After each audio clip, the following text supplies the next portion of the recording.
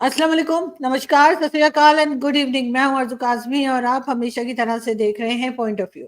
हमारे साथ हैं जी आपके जाने-पहचाने डॉक्टर इश्तियाक अहमद साहब। बहुत शुक्रिया सर कि आज आप आए। Thank you so much.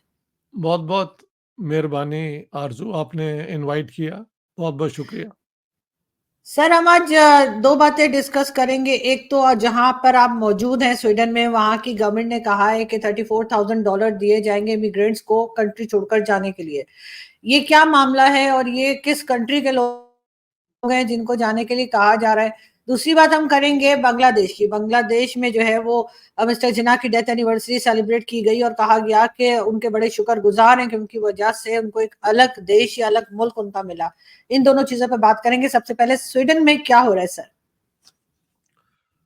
देखें, 2015 में जब सीरिया पे ये अपना वहाँ पे एक सिविल वॉर चल रही थी, तो 1 मिलियन सीरियन जो हैं वो मुल्क से भागे।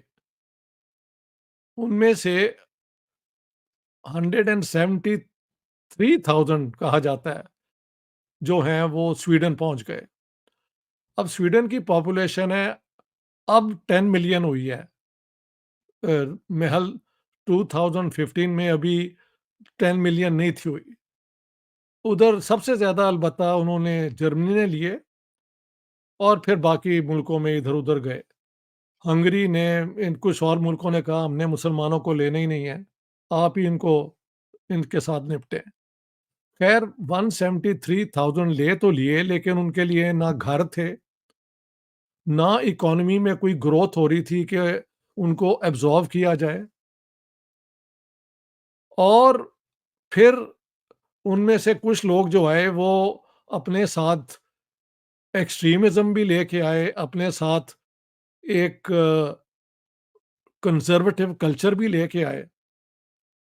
उसके अलावा यहाँ पे पहले ही अफ़गान जो आए हुए थे वो भी हज़ारों में थे। सोमालियन थे वो भी हज़ारों या लाखों में हैं, मतलब हज़ारों में डेफ़िनेटली हैं। और इस तरह के और मिडल ईस्ट से ग्रुप जो कल्चरली यहाँ पे अ, फिट नहीं थे होते। लेकिन 2015 में सोशल डेमोक्रेटिक हुकूमत थी और उस ज़माने के जो प्राइम मिनिस्टर थे वो बड़े रहमदिल आदमी थे, उन्होंने कहा कि दरवाज़े खोल दो। लेकिन उसके बाद क्योंकि ना इकॉनमी को उनकी ज़रूरत है, ना वो कल्चरली यहाँ पे फिट हुए और यहाँ पे फिर पिछले कोई 3-4 साल से इस साल तो हद ही हो गई है। गैंग टेररिज़्म बहुत हो रहा है, यानी हर रोज़ खबर आती है कि किसी 15 साल के, 16 साल के, 14 साल के लड़के ने जाके तो गोली अपना ऑटोमैटिक वेपन से कुछ लोग मार दिए हैं। और इन गैंग्स के जो लीडर हैं वो मिडल ईस्ट में कहीं छुपे हुए हैं। इन गैंग्स के ऊपर ये है कि ये स्मगलिंग कराते हैं, हेरोइन की और बाकी ड्रग्स की और ये और वो। तो जो लास्ट इलेक्शन हमारा हुआ, उसके अंदर ये इस किस्म की इमिग्रेशन जो एकदम बढ़ गई थी। पहले से भी लोग तंग आए हुए थे, जब से सोमालियंस ने यहाँ पे कुछ क्रिमिनल एक्टिविटीज़ की, अफ़गान जो हैं उन्होंने की, तो एक वो क्या कहते हैं, फर्मेंट हो रही थी ये बात। अलबत्ता एक है पार्टी यहाँ पे स्वेरिये डेमोक्राटर, स्वीडन डेमोक्रेट्स, जो बेसिकली एंटी इमिग्रेशन है, बट प्रैक्टिकली एंटी मुस्लिम कहना चाहिए। सब इमिग्रेंट्स के वो खिलाफ नहीं है।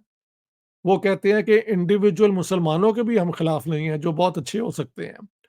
लेकिन इस्लाम एज़ अ कल्चर हमारे यहाँ फिट नहीं होता। इनकी जो अप्रोच औरतों पे है, इनकी अप्रोच जो ह्यूमन राइट्स पे है, वो बिल्कुल मुख्तलिफ है हमारे कल्चर से और वो हमारे सोसाइटी के अंदर अ, एडजस्ट नहीं हो रहे। तो कुछ साल पहले से ही एक इस किस्म का वो क्या कहते हैं ऑफ़र थी कि आप चले जाएँ। जिसको अब इस हुकूमत ने एकदम इंक्रीज़ कर दिया है टू $34,000। स्वीडिश में वो बनते हैं 350,000 kroners. It's a lot of money जो वो ऑफ़र कर रहे हैं। ये किन लोगों को ये अप्लाई होगा 2026 से शुरू करेंगे वो, जो स्वीडन का तरीका है। एकदम हुँ, नहीं अप्लाई होता, कानून बनेगा, फिर इस पे वो आइडेंटिफ़ाई करेंगे ग्रुप। मुझे लगता है कि जो लोग यहाँ पे नौकरी नहीं कर सके, ज़ुबान नहीं सीख सके और जो एक वो समझते हैं कि इकोनॉमी के ऊपर बोझ हैं और आइंदा आने वाले वक़्त में भी वो यहाँ पे फिट नहीं हो सकते। एक तो उनको वो कहेंगे कि जाओ, ख़ानदान के ख़ानदान और सो ये पोज़ीशन है। इसमें वो लोग ही आएँगे जो यहाँ पे इकोनॉमिकली अपने आप को वायबल नहीं बना सके। ना नौकरी उन्हें मिली है, ना उन्होंने कोई बिज़नेस शुरू की है, ना उन्होंने स्वीडिश सीखी है कि वो लेबर मार्केट के अंदर एंटर हो जाएँ। और लेबर मार्केट में अब तो सारे वेस्ट के अंदर टेक्नोलॉजिकली एजुकेटेड लोगों की ज़रूरत है। फिज़िकल काम जो 70s में 60s में जो ज़रूरत होती थी हुँ। कि मशीन के आगे हज़ारों लोग खड़े हैं, एक छोटा-सा काम किया और अगला वो ख़त्म ही हो गया है। वो सारा काम उन्होंने चाइना में और बाकी वियतनाम और इधर-उधर इस किस्म का जो है ना प्रोडक्शन लाइन जो है वहाँ पे चली गई है। यहाँ पे advance technology, IT, artificial intelligence और अब तो मैंने देखा है कि वो जो पढ़े-लिखे लोग पाकिस्तानी यहाँ पे कई आए थे क्योंकि यहाँ पे दाखला जो है आसानी से मिल जाता था। बाकी यूरोप में कंपैरेटिवली यहाँ पे कम पैसे थे और शुरू-शुरू में अगर आप 7 काम भी ढूँढ लें, 13,000 आपकी महीने की इनकम होनी चाहिए। तो 13,000 करोने के ऊपर वो जो सोशल कॉस्ट होता है एम्प्लॉयर का वो भी 13,000 होता है। लेकिन अब उन्होंने 28,000 कर दिया है, बल्कि इससे ज़्यादा भी कर दिया है। तो कोई इनको एम्प्लॉय भी करने को तैयार नहीं है अगर ये पढ़े-लिखे भी हैं। तो मैंने देखा है कई इंडियन जो हैं, जो आईटी के काम करने आए थे, वो भी अब छोड़ के जा रहे हैं।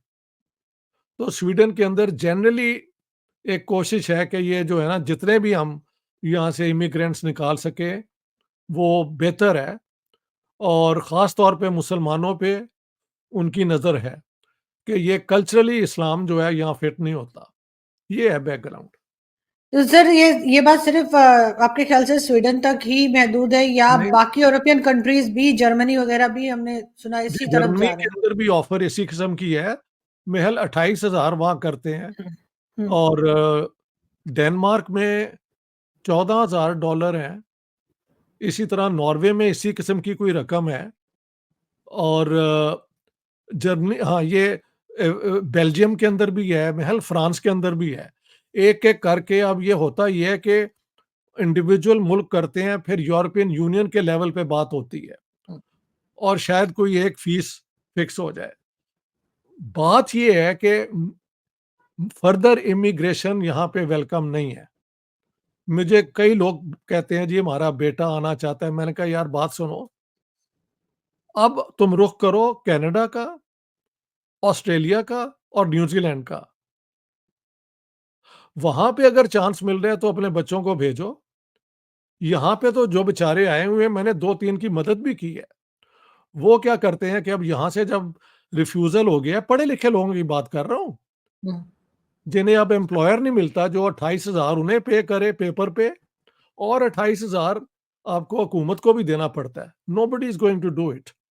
तो वो सारे पोर्चुगल में जाने की कोशिश करते हैं, पुर्तगाल में। हुँ। वहाँ पे भी दरवाज़े अब बंद हो रहे हैं। तो Europe is not welcoming immigrants, ख़ास तौर पे वो इमिग्रेंट जो उनकी इकोनॉमी के लिए एक इम्पोर्टेंट फंक्शनिंग बर्डन जो बन रहे हैं, जो बर्डन बनते जा रहे बनते जा रहे हैं। हैं। लेकिन यहाँ सर पे उसमें कसूर किसका है? ये हमारे जो एशियंस हैं, ख़ास तौर पे पाकिस्तान, बांग्लादेश और नहीं अफ़गानिस्तान पाकिस्तानी, इंडियन, बांग्लादेशी इस किस्म के फिगर्स में कम ही फिगर करते हैं। वो हमारे लोग इतना वायलेंट वोलेंट नहीं हैं। हुँ, हाँ जी। वो कि छोटी-मोटी बदमाशियाँ करते हैं कि बीवी को तलाक दे दी। हाँ जी, वो तलाक जब उसको मिल जाती है तो फिर सोशल डिपार्टमेंट उसको पूरा घर देता है। तो ये क्या करते हैं वो फिर किराए पे दे के तो रहते बीवी के साथ ही हैं। ये फिर अब पकड़े जा रहे हैं एक-एक करके। हुँ, कई लोगों ने तो इससे भी ज़्यादा ज़्यादती की बांग्लादेशियों ने और इधर-उधर अपनी बहनों से हुँ, निकाह कर लिए बुलाने के लिए और हुँ, फिर तलाक दे दी मतलब जो तरीका है यहाँ पे सेट होने का। लेकिन हमारे लोगों का ये जो है ना क्राइम, गैंग फाइटिंग, टेररिज्म उसमें कम से कम पाकिस्तान में कोई ज़िक्र नहीं है। नॉर्वे में ज़िक्र है। वहाँ पे गुजरात का एक हुँ, वो पूरा बेल्ट है जो ये इस किस्म की हरकतें करता है और उनके पास हथियार-हथूर भी होते हैं। महल उनको भी उन्होंने ठंडा कर दिया है। आज से 10-15 साल पहले उनका बहुत नाम सुनते थे, अब वहाँ पे भी कंट्रोल हो गया है। सारे यूरोप में ये एक-एक मुल्क करेगा, फिर एक कोऑर्डिनेटेड पॉलिसी बनेगी। This is how the European union goes forward. समझ गए आप? तो स्वीडन की ये ऑफ़र सबसे इस वक़्त सबसे ज़्यादा स्वीडन की है, क्योंकि सबसे ज़्यादा मुसीबत यहाँ पे है गैंग फाइट रोज़ होती हैं। जो बच्चे मतलब जिनको कहीं और चांस नहीं मिलता उनको ये ले जाते हैं और ऑफ़र कर देते हैं क्योंकि स्वीडिश लॉ में बच्चों को मर्डर के लिए भी अ, वो सज़ा नहीं है जो ग्रोन अप्स के लिए है। डेनमार्क में उन्होंने कानून बदल दिए हैं, वहाँ पे डबल है सज़ा, यहाँ पे सज़ाएँ कम है। अब यहाँ पे सज़ाएँ भी वो इंक्रीज़ करने की सोच रहे हैं। अलबत्ता ये हुकूमत के ही एक एक्सपर्ट ने जिसने ये इस चीज़ को देखा, उसने कहा है कि ये इफ़ेक्टिव नहीं होगी। पैसे आप बहुत ज़्यादा देंगे, बहुत कम लोग इससे फ़ायदा उठाएँगे। तो इस पे एक तनकीदी पॉइंट ऑफ व्यू भी है। लेकिन मुझे लगता है कि इस कानून को सिर्फ़ कानून ये नहीं होगा और भी प्रेशर वो डालेंगे। हुँ, आपको पता है बिल्कुल। यूके से तो वो लोग अब निकाल रहे हैं, वैसे ही हमको पता है। हुँ, इसके अंदर हमारी जो है ना, एक तरफ से ईरान, एक तरफ से सऊदी अरेबिया की जो अ, स 80s में और 90s में जो हुई है ना सेक्टेरियन कॉम्पिटिशन कि हम दुनिया के लीडर बने मुसलमानों के, उन्होंने दोनों अपने ग्रुप्स को एक्साइट किया है कि आप जहाँ रहते हैं, उस सोसाइटी से आपका कोई ताल्लुक नहीं है। आप मुसलमान हैं और आप एक ख़ास किस्म के लोग हैं। आपको इनसे कोई लेन-देन नहीं है। तो एक आइसोलेशन का कल्चर बन गया। दूसरी मुसीबत है कि जो लोग आए, बहुत कम पढ़े-लिखे थे। तो वो ज़ुबान का मसला भी हो जाता है, फिर आप उसी इलाके में रहते हैं जहाँ आप जैसे लोग हैं। ये एक मजबूरी भी तो है ना? हुँ, तो कई फैक्टर्स हैं, कुछ पॉलिसी की खराबियाँ थीं, कुछ अ, अनइंटेंडेड कॉन्सिक्वेंसेज़ होते हैं पॉलिसीज़ के। आपने आने तो दिया, लेकिन उनको यहाँ पे एडजस्ट करने के लिए, नौकरियाँ देने के लिए जो 60s और 70s का माहौल था कि जो आए उसको ये लाइन पे खड़ा कर दो, भी बियर की बोतल हुँ। भरते जाओ और मूड बने तो पीते जाओ, वो भी होता था, सारे करते थे। पाकिस्तानी मैं जानता हूँ मेरे कई दोस्त, वो सारा खत्म हो गया है। वो य ज उसे उसे कहते हैं लेबर इंटेंसिव कैपिटलिज्म। नाउ बिल्कुल। It is high tech capitalism जहाँ पे अनपढ़ लोगों की, मिडल क्लास के और इस किस्म के लोगों की कोई ज़रूरत नहीं है। तो वो यूरोप फिर आफ्टर ऑल मुल्क तो उनका है, इलाका उनका है, पावर हुँ, भी उनके पास है, तो वो अब निकालते जा रहे हैं। मैं जब लास्ट टाइम पाकिस्तान में था तो मेरा एक क्लास फेलो है, बड़े सालों के बाद मिला और बड़ा मुझसे वो नाराज़ हो रहा था किसी बात पे कि तुम देखो हम मुसलमान सारा यूरोप ले जाएँगे, ये कर जाएँगे, वो कर जाएँगे। अब मैंने कहा यार कोई अक्ल करो। जिस दिन यूरोपियंस को ये समझ आ गई ना कि ये हमारे लिए थ्रेट है, तो उन्होंने ये पॉलिसीज़ बनाई थी, इनको आने दो। वही पॉलिसीज़ बना देंगे कि अब इन्हें निकालो और वही अब हो रहा है। हुँ। बिल्कुल ऐसा ही है। भई जिसके पास पावर है, जिसका ये हुँ, मुल्क है, जिन्होंने सारी दुनिया में कॉलोनियल एम्पायर्स बनाई, हम उनको कैसे बीट कर सकते हैं जिहादी फ़लसफ़े के तहत? बल्कि जिहादी फलसफा भी अमेरिकन इंपीरियलिज्म ने अफगान जिहाद के दौरान दोबारा मुसलमानों में पैदा किया। Arzoo, I tell you, when I was growing up in Lahore, ये जिहादी होते थे। इनको चाय का कप पिलाओ और इनकी बकवास सुन लो, कोई इनको सीरियसली नहीं था लेता। बाद में हजारों लाखों मुजाहिदीन को तैयार किया गया। मदरसे 400 से बढ़ के 20,000, अब तो लोग कहते हैं 40,000 हो गए। वहाँ पे बच्चों को डाल दिया गया, वहाँ पे एक्सट्रीमिज्म सिखाई गई। उसका क्या हुआ कि टेररिज्म इंडियन कश्मीर में हुई, इंडिया में हुई, सबसे ज़्यादा तो पाकिस्तान में हुई जब इन्होंने वो तहरीक तालिबान के खिलाफ कार्रवाई की, बुश के कहने पे, वॉर ऑन टेरर पे। तो कोई कहता है 50,000, कोई कहता है 80,000 पाकिस्तानी बेचारे मारे गए, पुलिस वाले मारे गए, फौज के लोग मारे गए, बाजार में औरतें जाते हुए, बच्चे जाते हुए मारे गए। तो इस टेररिज्म ने पाकिस्तान को बैंकरप्ट भी कर दिया। यहाँ पे लोग आके ट्रेन होके यूके के अंदर टेररिज्म करते रहे। अमेरिका में जो टेररिज्म एक तो हुई ना 9/11, उससे पहले भी हुई। वो यहाँ से गया हुआ था, एक कासी कासी कोई था। हाँ जी। जी। फिर मद्रिद में हुई, इधर-उधर हुई। हमें इन्हें किसने, किस घनचक्कर ने कहा था कि आप आज के दौर में जिहाद जो है ये सिर्फ लोगों को डरा के कर सके। डू यू नो, जब general Zia was in power तो एक किताब लिखी गई थी, the Quranic hmm. Quranic verses. Art of war, अच्छा, ओके। और the Quranic art of war या थियरी ऑफ वॉर। वो मेरी हम्म। गैरिसन स्टेट किताब में है, जिसमें कोई ब्रिगेडियर मलिक थे।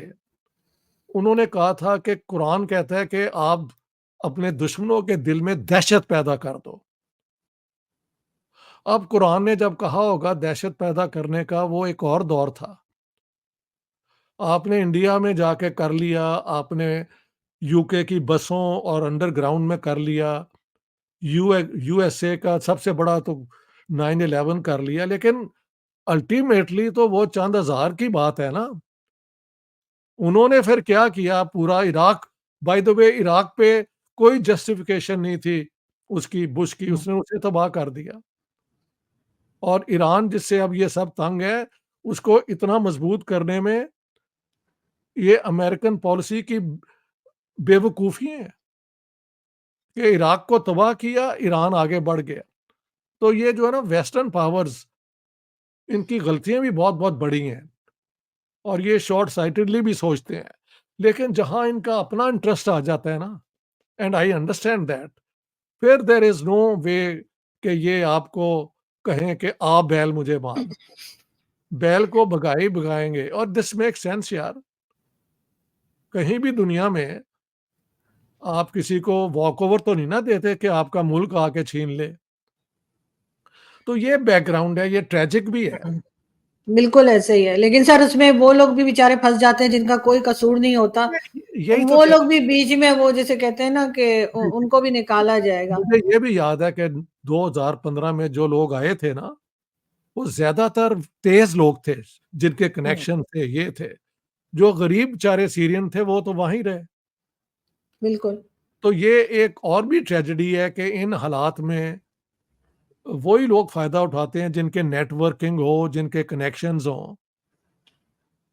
अब खैर इस दफ़ा भी जो निकाले जाएँगे, जो चालाक होंगे वो अपने तरीके निकाल लेंगे बचने के। तो बिल्कुल ऐसा बेचारे, ही है। हाँ, और जो बेचारे नहीं कर सकते वही हाँ, सबसे पहले निकाले जाएँगे। जो सादे होंगे वो फंस जाएंगे। लेकिन खैर सर उन्हें, अगर हम जी, उन्हें जी। पैसा दिया जा रहा है। $34,000 is not a small amount. Hmm. आप जाके कोई ना कोई बिज़नेस तो शुरू कर ही सकते हैं। आई डोंट नो, लेकिन अब यही पॉलिसीज़ बनती जा रही हैं, क्या किया जाए? ये वो स्वीडन नहीं है जहाँ हम आए थे। सर अगर वो पाकिस्तानी होंगे और यहाँ आएंगे तो उनको तो कच्चे के डाकू ले जाएंगे, सुनते ही कि इनको $34,000 मिले तो बेचारे उससे भी डरे सहमे रहेंगे। लेकिन सर बांग्लादेश की अगर हम बात करें तो जी, वहां पे मिस्टर जिन्ना की जो डेथ एनिवर्सरी थी वो सेलिब्रेट की गई और उन्होंने, या उसके ऊपर बात की गई और बड़ा शुक्रिया अदा किया गया उनका कि जी उन्होंने मुल्क बना दिया। उन्होंने तो वो मुल्क नहीं बनाया था, एक साथ मुल्क बनाया था, ये लोग तो खुद अलग हुए। तो आप क्या कहेंगे कि ये इस तरह से क्यों हो इसे रहा है? कहते हैं सिलेक्टिव मेमोरी। जिन्ना साहब की तकरीर पे तो इन्होंने शोर मचाया था जब उन्होंने कहा था there will be the sole language of Pakistan will be Urdu, I make it clear, only Urdu, हालांकि खुद अंग्रेजी बोल रहे थे। तो हम्म, तब इन बंगालियों ने शोर मचाया था। लेकिन ये वो बंगाली थे जो बंगाली बोलते थे, यानी हम्म, शेख मुजीबुर रहमान और अवामी लीग और मौलाना बशानी और इस किस्म के लोग और लेफ्टिस्ट और ये और वो, जो जमात इस्लामी या राइट विंग के लोग थे, ये तो तब भी बड़े खुश थे। अब ये सारा जो हुआ है, नवाब ऑफ ढाका की फंडिंग से हुआ है, ये जो फंक्शन हुआ है। और आपको पता है नवाब ऑफ ढाका के घर में मुस्लिम लीग बनी थी दिसंबर के आखिर में 1906 में। तो आप इसके लिंक देख लेना, नवाबों के साथ जाके मिला और फिर जमात इस्लामी जो वहाँ पे है। तो ये एक राइट विंग मूवमेंट है।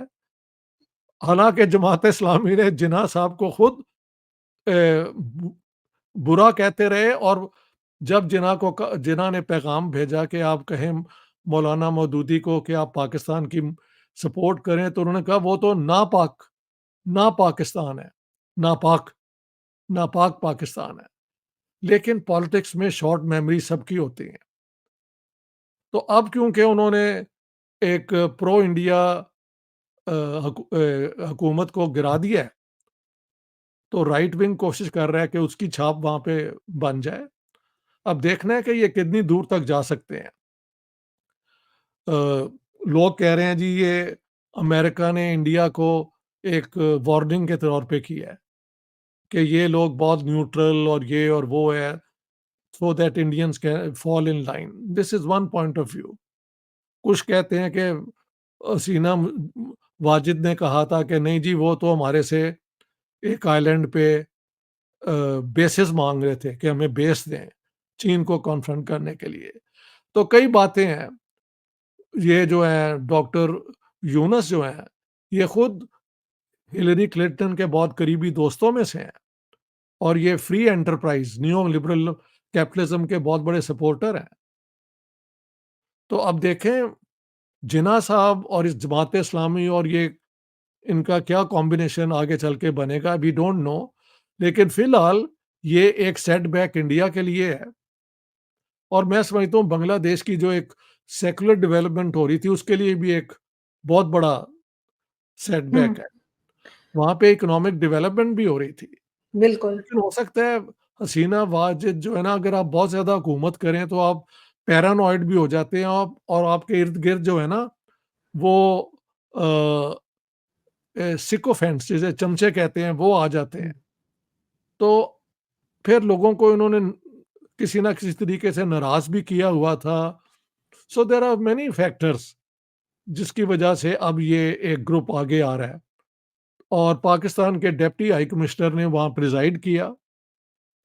वहाँ पे जिन्ना साहब की तारीख में नज़में पढ़ी गईं और कहा गया कि देखें अगर वो इंडिया की पार्टीशन ना कराते तो हम बंगाल का हिस्सा होते, हम एक आज़ाद मुल्क ना बनते। बात है कि आज़ाद बनने में तो जो हुआ 47 के बाद, वो इस स्टोरी के अंदर नहीं है।